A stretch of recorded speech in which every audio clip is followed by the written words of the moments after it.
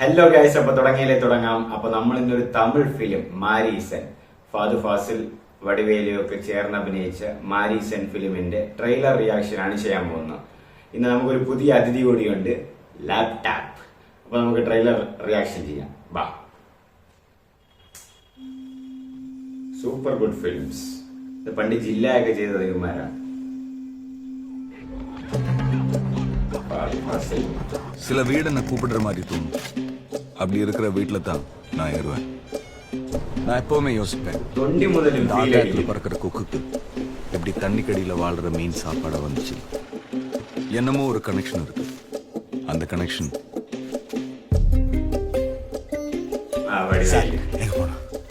திருவண்ணாமலையில் ஒரு ஃப்ரெண்ட் இருக்கான்.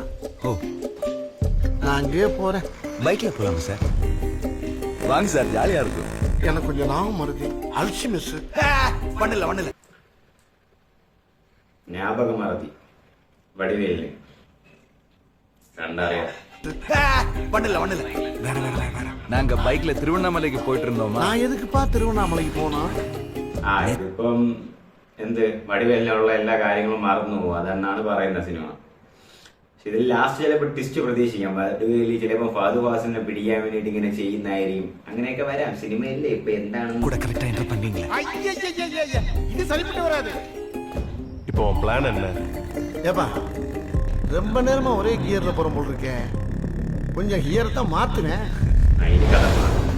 பைக்கை பத்தி ஏதாவது தெரிஞ்சுதா? செக் பண்ணிட்டு இருக்கோம் மேடம், உடனே கண்டுபிடிச்சிடுறோம். வாழ்க்கைன்னா ஜாலியா இருக்கணுமா வேணாம்? இருக்கணுமா வேணாம்? லொகேஷன் ட்ராக் பண்ண முடிஞ்சதா?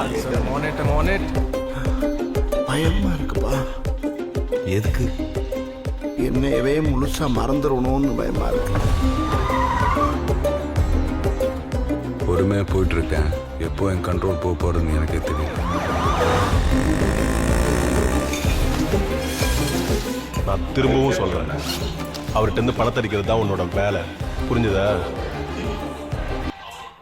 സംഭവം വേറെ ഒന്നുമില്ല. വടിവേലിനെ നിന്ന് പൈസ കട്ടുകൊണ്ട് പോകണം. അതായത് സിനിമ. അങ്ങനെ പോകുമ്പം ഇമോഷണലി അറ്റാച്ച്മെന്റ് ആവും മിക്കവാറും. അതായിരിക്കണം. அவர் உன்னை நம்புற மாதிரி நடி. வாழ்க்கையிலே மறக்க முடியாத பயணம். என்ன பண்றது, இதையும் மறந்துடுவீங்க. மறந்துட்டேனா?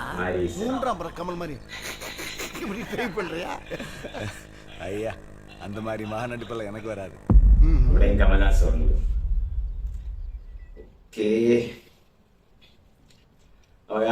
സിനിമ കണ്ടപാടെ പറയുന്നത് ഫഹദ് ഫാസിൽ ഒരു തീഫാണ്, വടിവേലി ഒരു അൽഷിമർ ഡിസീസ് ഉള്ള ആളാണ്. എനിക്ക് തോന്നുന്നു വടിവേലിന്റെ ഒരു ബാഗുണ്ട്, അത് നിറച്ച് കാശുണ്ട്.